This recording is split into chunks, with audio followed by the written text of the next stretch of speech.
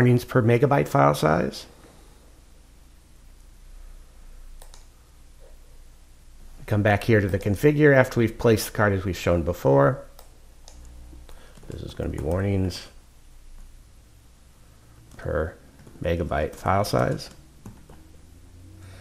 And in here we type what is shown in the help, which is the same: https://ideatesolutions.com/ in this case bar.html.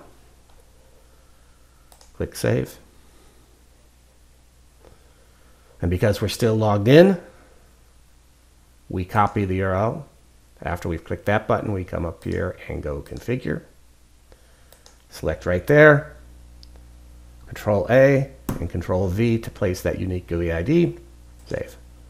Now we can select which project we're interested in this case 2021 samples.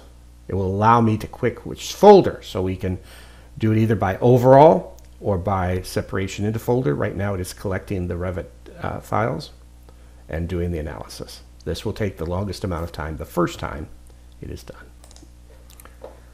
When it's done reading the warnings, as you can see here, it allows me to, this is the overall of all, but when I click on the folder down, I can choose the different top level folders under project files.